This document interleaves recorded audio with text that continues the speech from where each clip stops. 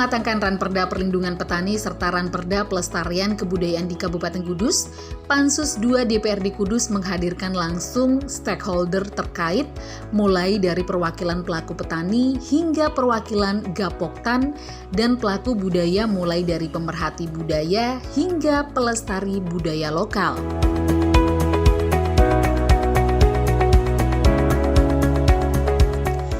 Public hearing Pansus 2 DPRD Kudus yang digelar dalam waktu dekat ini menghadirkan pelaku dan pemerhati budaya di Kabupaten Kudus dan perwakilan kelompok tani serta dinas terkait Kabupaten Kudus. Muncul 4 usulan yang disampaikan oleh perwakilan anggota, antara lain properti joglo ataupun gebyok dapat dijadikan sebagai ornamen di tempat pemerintahan ataupun tempat wisata. Dengan maksud ornamen tersebut dapat menjadi daya tarik tersendiri agar Kabupaten Kudus dikenal sebagai kota gebyoknya.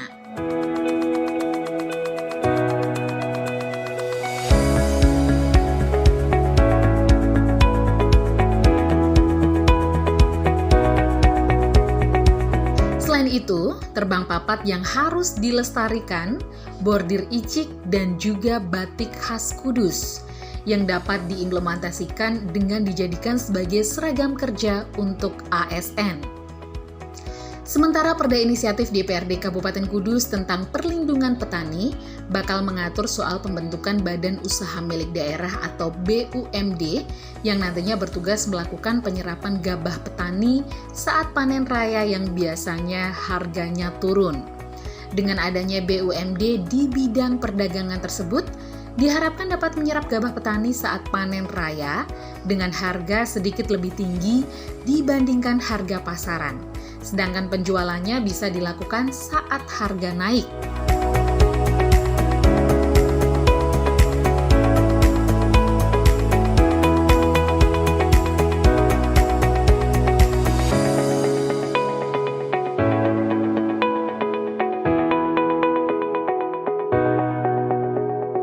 Pertama yang kami sampaikan adalah bahwa menyangkut kebudayaan tadi tentang bagaimana joglo atau gebyok itu menjadi bagian yang tidak terpisahkan dari bangunan, baik itu bangunan pemerintah, mulai pemerintah daerah sampai dengan pemerintah desa, dan juga tempat publik. Nah, tadi di situ hanya tertulis tempat publik. Tadi saya mengusulkan tempat ibadah apakah masuk tempat publik? Kalau tidak, mohon itu dimasukkan. Karena maksudnya kalau tempat ibadah, semua tempat ibadah itu ada ornamen joglo atau gebyok, maka semua wisata yang masuk ke Kudus, baik itu terutama wisatawan asing, akan menjadi sesuatu daya tarik tersendiri. Kemudian yang kedua terkait masalah tadi terbang papat, di mana terbang papat adalah peninggalan kalau tidak salah dari wali atau Sunan Kudus, asli Kudus, sehingga itu bisa dibudayakan sekaligus endingnya juga untuk memberdayakan para generasi pemuda dan juga masa tua yang masih generasi tua yang masih ada sampai dengan saat ini tentang terkait terbang papat, dan itu tidak ada di tempat lain harusnya. Tapi sekarang sudah ada banyak di tempat lain. Kemudian yang ketiga tadi adalah tentang batik sama bordil icik. Nah, untuk batik saya mulai kasih contoh dari desa saya sendiri. Ini batik yang saya pakai adalah batik Elo Tapal Kuda atau kita singkat dengan Eltada. Ini asli produk dari warga Janggalan, kemudian kita gunakan untuk seragam pemerintah desa, dan warga yang lain bisa membuat untuk dipakai. Ini kita mulai dari desa. Nah, bagaimana cara ini bisa diangkat ke yang lebih tinggi, yaitu dengan dalam bentuk perda, sehingga nanti kabupaten mewajibkan bahwa di samping memang batik itu sudah diwajibkan untuk PNS, tapi saat ini masih banyak batik yang dari luar Kudus yang dipakai. Andai kata di setiap desa diperintahkan untuk dengan batik, maka itu akan menjadi pengembangan yang sangat masif. Kemudian bordil icik. Bordil icik adalah salah satu bordil asli Kudus yang pada masa era 1990 sampai sekitar 2005 itu masa-masa kejayaannya, di mana banyak dari pemerintah pusat, dari Mabes TNI, Mabes Polri, Mahkamah Agung, dan lembaga yang ada di pusat itu dulu sering kunjung ke Kudus, terutama di Desa Janggalan. Nah, ini kita angkat, saya usulkan Alhamdulillah Bapak Bupati sudah memberikan instruksi untuk seragam putih itu harus ada bordirnya. Nah ini kalau bisa dikuatkan dalam bentuk perda sehingga akan nanti lebih masif dalam pada penyebarannya. Nah, kemudian punden, di mana di setiap desa itu ada punden atau cekal baga. Nah, bagaimana kegiatan baik fisiknya maupun kegiatan lainnya, di samping kegiatan spiritual atau agamanya, akan ada kegiatan yang bersifat budaya dan wisata. Ending daripada usulan kami semua itu adalah bagaimana geliat ekonomi itu bisa tercipta, terutama di masa pandemik atau pasca pandemik. Karena saat ini itulah yang dibutuhkan oleh warga, bagaimana ekonomi ini bisa kembali bangkit.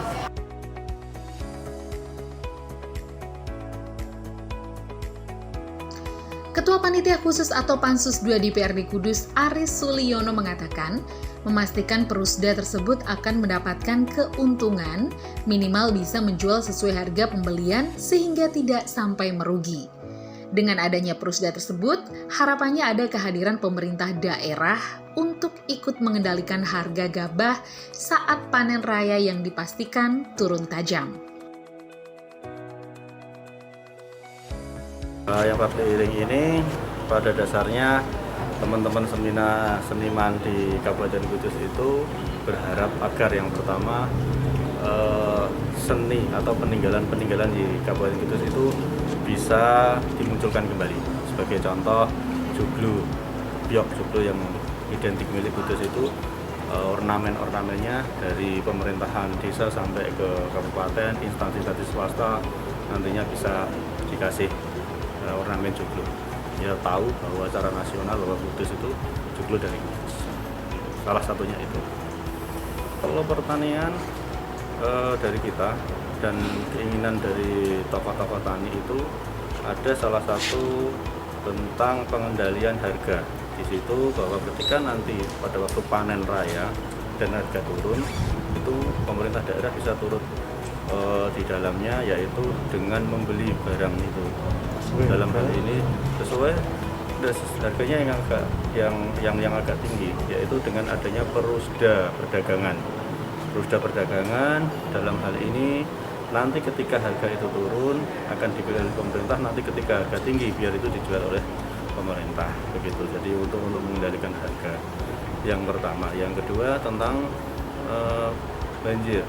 Ketika ada banjir, karena yang saat ini itu sudah kadang banjir, itu kan ada asuransi, ada percepatan pencairan asuransi, begitu. Asuransi dari mana?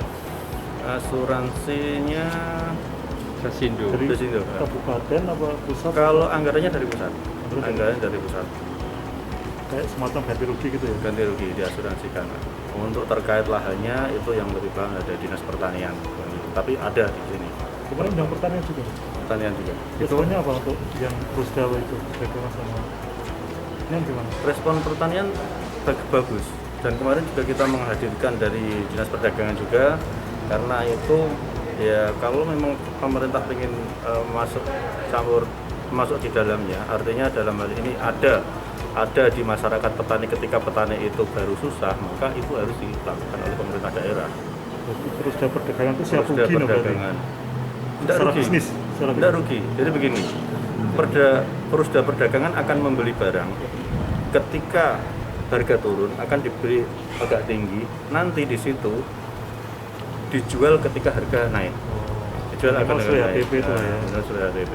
Jadi minimal itu tidak rugi, karena ini untuk membantu petani. Untuk modal dan lain-lain dari pemerintah daerah. Dari pemerintah daerah. Penyertaan modal. Penyertaan. Terkait lahan akan kita disesuaikan dengan RDTR. Sesuai dengan RDTR yang ada, rencana ada RW juga. Jadi kalau terkait lahan itu kita sesuaikan dengan RDTR dan RW yang ada. Tapi harapannya tetap lahan di Kudus dipertahankan, terutama pertanian itu. Kalau di Kudus pasti dipertahankan.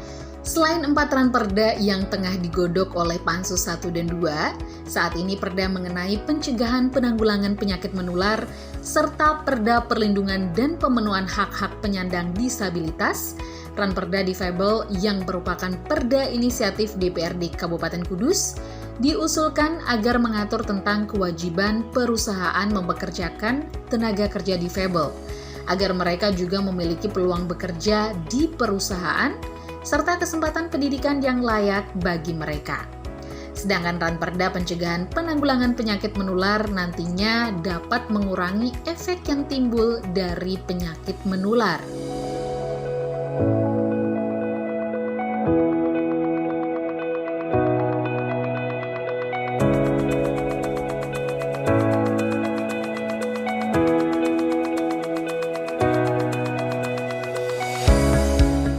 Seperti yang diketahui saat digelar public hearing Pansus 3 dengan menghadirkan OPD terkait dalam menjaring aspirasi untuk merumuskan perda tersebut dengan menghadirkan penyandang disabilitas serta pemerhati penyakit menular. Dari pertemuan tersebut, penyandang disabilitas sebetulnya tidak menginginkan sesuatu yang muluk-muluk, seperti fasilitas dan lain-lain. Hal terpenting di regulasi diatur soal jaminan pendidikan dan pekerjaan. Sementara dari Koordinator KPAD Kudus, Eni Mardianti berpesan agar draft yang dibuat untuk Perda Perlindungan dan Penanganan Penyakit Menular ini benar-benar dapat menjadikan Kudus zero penyakit menular.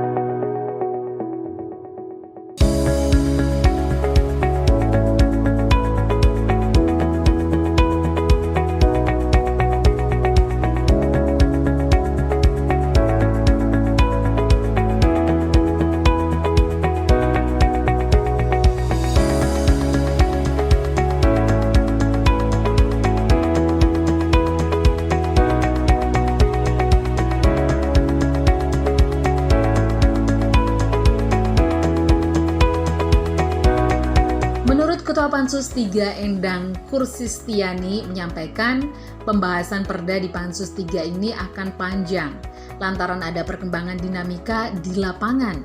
Salah satunya perkembangan COVID-19 yang muncul banyak varian. Di samping itu, pembahasan ranperda pemenuhan hak-hak penyandang disabilitas perlu masukan dari banyak pihak. Sementara perlu pula adanya penelitian yang mendalam melibatkan penyandang disabilitas.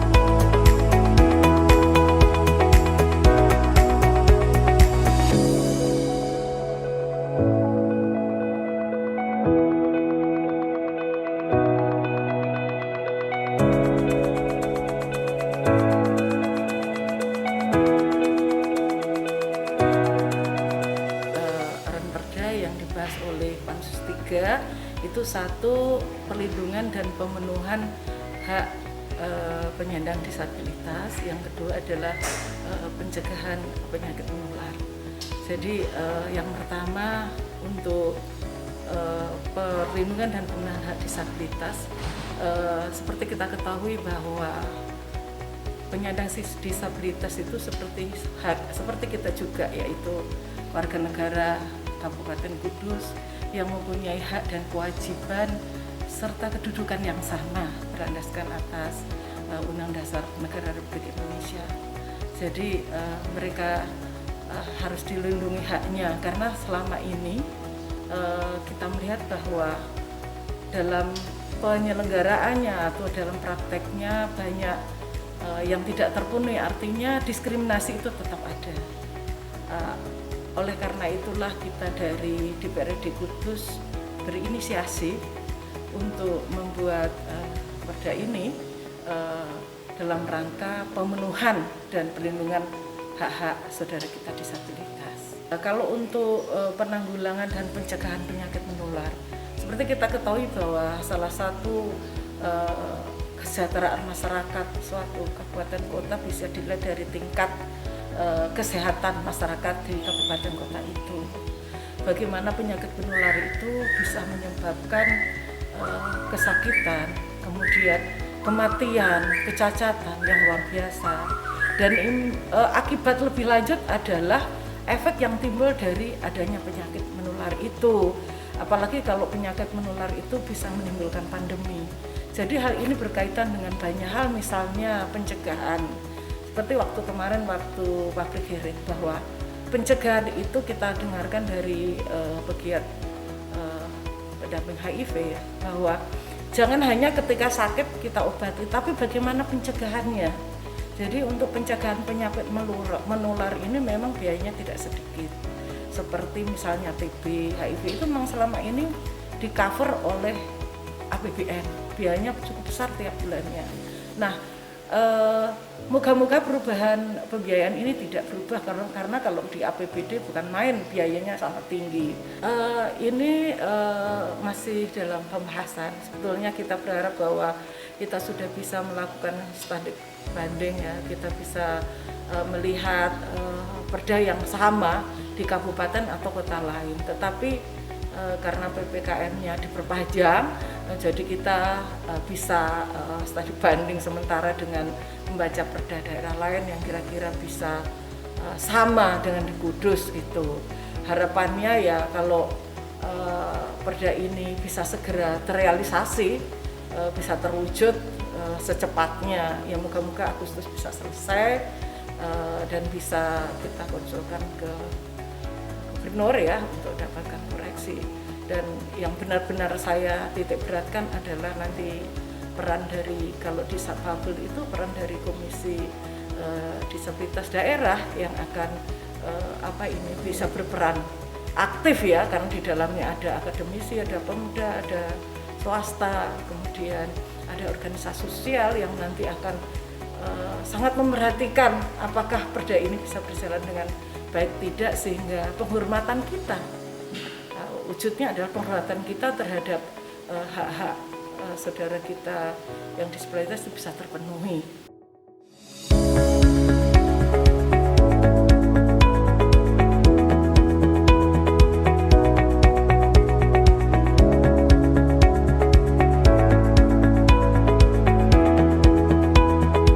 Sementara itu, menurut Mas An, Ketua DPRD Kudus menjelaskan, keenam ranperda yang saat ini tengah dibahas sesuai dengan aspirasi masyarakat saat melakukan jaring asmara atau jaring aspirasi masyarakat.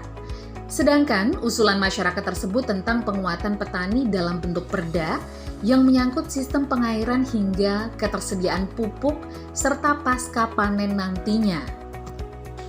Sedangkan salah satu perda, yakni pendidikan karakter, diupayakan agar dalam proses belajar mengajar saat masuk sekolah pertama kali, siswa diberikan pendidikan karakter lebih awal sebelum menerima pelajaran sekolah, sehingga terbentuk karakter disiplin, tanggung jawab, dan berakhlak mulia agar proses pembelajaran dapat lebih mudah.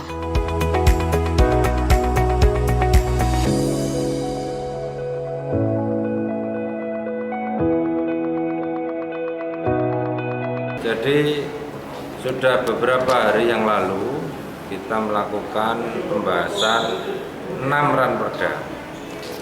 6 ranperda itu adalah perda inisiatif atau perda prakarsa yang tentunya perda itu sesuai dengan aspirasi masyarakat selama ini ketika kita melakukan jaring asmara. Jadi melakukan jaring aspirasi masyarakat. Dalam aspirasi masyarakat tersebut, beberapa mengusulkan tentang penguatan petani dalam bentuk perda, misalnya perda tentang perlindungan petani. Bagaimana dengan sistem pengairannya, pemupukannya, ketersediaan pupuk, siapa yang berhak mendapatkan subsidi dan lain-lain terkait dengan pertanian sampai dengan pasca panen. menjual harganya biar harga tidak anjlok dan lain sebagainya. Itu perda yang kita buat dengan judul perlindungan petani. Ada perda tentang pendidikan karakter. Pendidikan karakter ini diupayakan agar dalam proses belajar mengajar, tentunya awal tahun pertama ketika masuk sekolah, misalnya SMP yang menjadi kewenangan kabupaten dan SD, anak ini sudah mulai dididik bukan langsung mata pelajaran tetapi karakternya dulu. Bagaimana agar anak ini mempunyai karakter yang baik, tanggung jawab, disiplin, agar proses pembelajaran ke depan menjadi lebih mudah dan anak ini sudah terbangun menjadi anak yang mempunyai karakter yang baik. Itu yang tentunya kita dalam proses pembahasan tujuan dari perda tentang pendidikan karakter. Ada perda tentang kawasan olahraga, disabilitas, termasuk kebudayaan dan penyakit menular. Penyakit menular ini juga di dalamnya ada tentang penanganan COVID-19. Jadi perda penyakit menular ini bukan hanya COVID saja tetapi termasuk HIV dan lain-lain. Diharapkan dalam proses pelaksanaan penanganan di lapangan agar lebih kuat. Misalnya tentang sanksi. Bagaimana Satpol PP dalam mendisiplinkan masyarakat tentang penggunaan prokes dan lain-lain, yang tentunya tidak ada satu tujuan pun untuk menyusahkan masyarakat, tetapi tujuan dalam pembentukan perda ini ya untuk lebih melindungi masyarakat dan lebih peningkatan kesejahteraan masyarakat.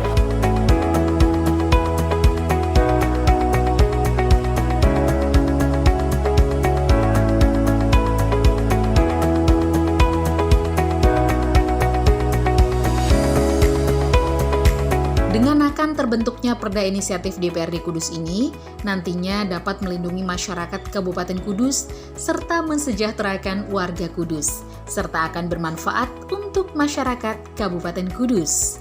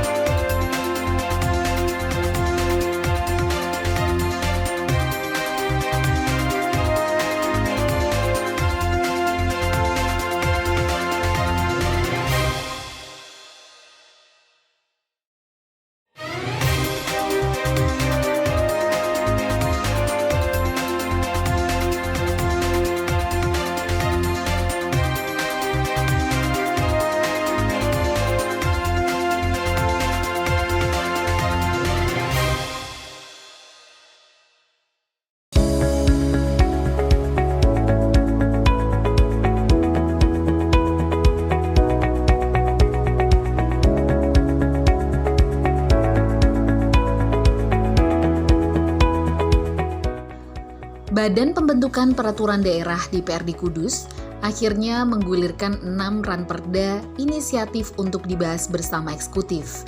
Usulan ranperda inisiatif ini merupakan pertama kalinya sejak DPRD Kudus periode 2019-2024 menjabat.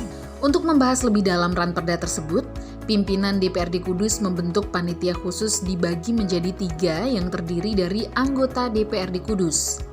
Sedangkan 6 ranperda yang dibahas tahun ini yakni tentang pencegahan penanggulangan penyakit menular, perlindungan dan pemenuhan hak-hak penyandang disabilitas, penguatan pendidikan karakter, dan kawasan olahraga.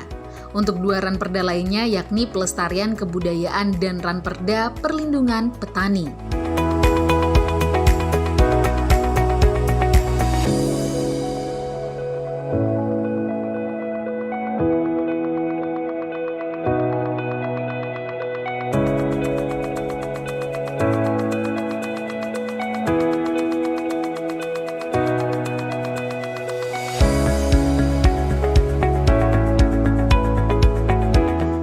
Seperti yang tengah dibahas saat ini, Pansus 1 membahas Ranperda penguatan pendidikan karakter dan kawasan olahraga.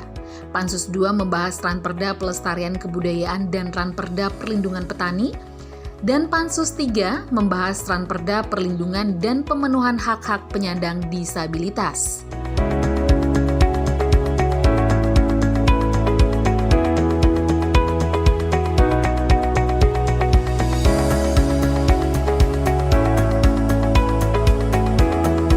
Diketuai oleh Soetedjo, Pansus 1 yang membahas tentang penguatan pendidikan karakter dan kawasan olahraga. Ketua Pansus 1 menjelaskan, dalam pembahasan Ranperda inisiatif kemarin pihaknya menggelar public hearing yang menghadirkan tenaga ahli dan OPD terkait, serta perwakilan PR Sukun dan PT Jarum sebagai pihak swasta yang kerap bersinggungan dengan sejumlah cabang olahraga.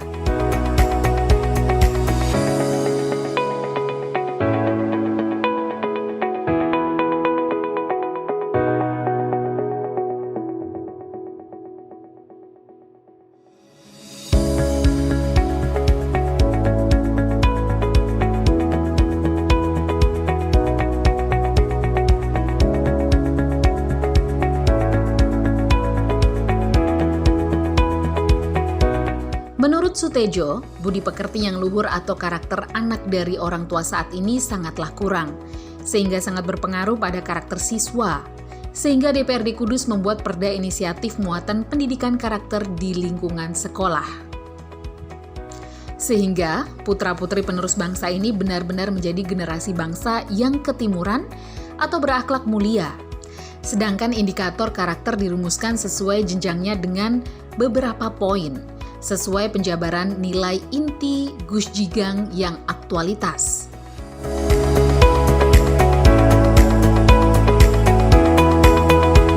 Pansus 1 ini punya tanggung jawab membahas Ranperda ada 2. Satu yaitu penguatan pendidikan karakter, yang kedua adalah kawasan olahraga.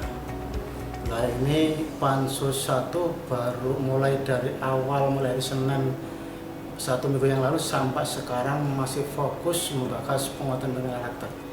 Karena apa kita fokus di penguatan pendidikan karakter? Semua Ranperda adalah bagus, tapi berkaitan dengan akan mendidik putra-putri yang saat ini ada keperhatian dari orang tua kaitannya dengan karakter atau budi pekerti yang luhur atau akhlakul karimah ini sangat berkurang, mempengaruhi perilaku para siswa, sehingga DPRD Kabupaten Kudus membuat perda inisiatif berkaitan dengan penguatan berkarakter supaya putra-putri kita ke depan betul-betul putra-putri yang tahu akhlak dan tahu tata krama yang luhur, sehingga manakala ketemu sama orang yang lebih tua mengucapkan salam atau salaman dalam bentuk mendidik karakter putra-putri kita.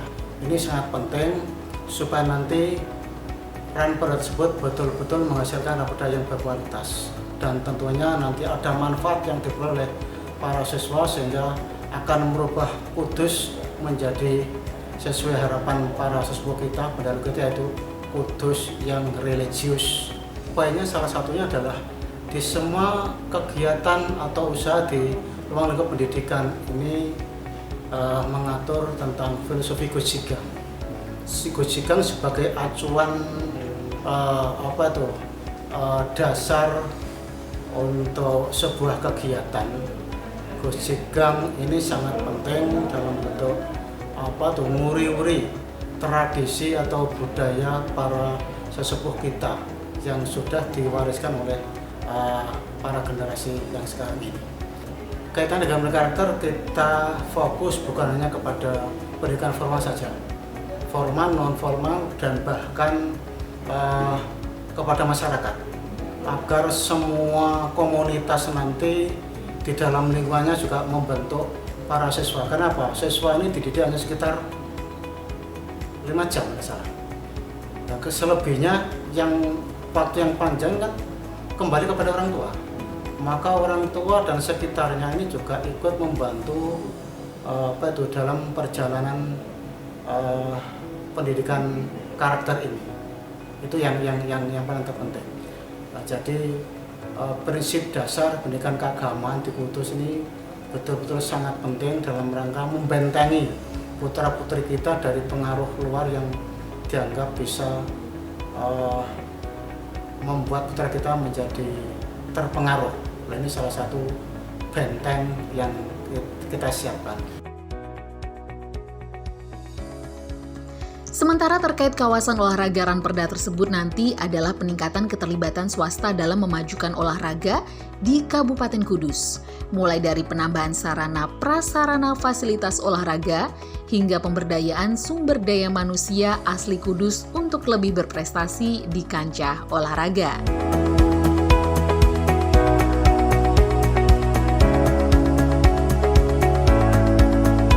Kemudian yang berkaitan dengan Ranperda kawasan olahraga, kami kemarin dalam hearing juga sudah menghadirkan dari pihak perusahaan, salah satunya Jarum dan Sukun, dan perusahaan tersebut memang sudah konsisten ikut membantu pemerintah dalam memunculkan para kader-kader muda, atlet-atlet baru yang nanti akan bisa diterjunkan di kancah nasional maupun internasional. Ini sudah kami sampaikan, minta bantuan kepada perusahaan-perusahaan besar yang ada di Kudus. Nah, tentunya nanti bukan hanya kepada Sukun yang sudah melakukan dan Jarum, tapi kita nanti akan memberitahu dan meminta kepada Noyorono, Pusakaraya agar punya peran penting mendorong para kader-kader atlet muda yang ada di Kabupaten Kudus. Ya, harapannya tentunya nanti berimplikasi kepada masyarakat secara umum dan pola kehidupan masyarakat juga lebih kepada arah yang positif. Misalnya sering berolahraga, dengan olahraga pasti badan menjadi sehat. Tentunya dengan badan sehat ada pemikiran yang positif di dalamnya, semangat berjuang, semangat bekerja, semangat melindungi para keluarganya. Ini salah satunya bagian dari prinsip dasar kita sering berolahraga. Kemudian juga dikuatkan oleh pendidikan karakter yang masyarakat sendiri akan selalu menginginkan bagaimana putra-putri kita manakala mau sekolah mencari orang tuanya, bukannya sekedar mencari sangu, minta sangu, tapi juga minta pamitan, mohon doanya agar di sekolah nanti menjadi baik dan lancar dalam pembelajaran, dan juga bersalaman kepada orang tuanya dalam rangka minta pamit untuk diberi doanya. Begitu juga masuk di sekolahan, bukan langsung masuk sekolahan, tapi nanti ketemu sama para pendidik, para bapak ibu guru juga bersalaman, kemudian masuk di sekolah. Sebelum pembelajaran dimulai ada doa yang diawali sebelum pembelajaran. Ini dalam termasuk salah satunya mendidik karakter putra-putri kita agar berperilaku yang benar-benar sesuai dengan akhlak yang karimah. Nah, ini dalam pembahasan sedikit agak alot karena apa? Nanti di dalam melaksanakan isi perda itu ada beberapa poin yang perlu diperhatikan oleh para pendidik dan siswa. Salah satunya yaitu ada semacam penghargaan manakala sekolah itu atau guru itu sudah melakukan dan berhasil dan mencetak putra-putri yang berakhlakul karimah, yaitu pendidikan karakter. Dan nanti juga ada semacam sanksi yang diterima oleh para pendidik. Nah, sanksinya ini tentunya baru kita godok apakah sanksinya hanya lewat teguran atau peringatan atau apa, ini masih kita rumuskan bareng-bareng. Yang penting tujuannya adalah kalau yang berhasil baik kita apresiasi, kemudian yang kurang baik ya kita ingatkan agar semua bisa melaksanakan sesuai dengan perda yang ada.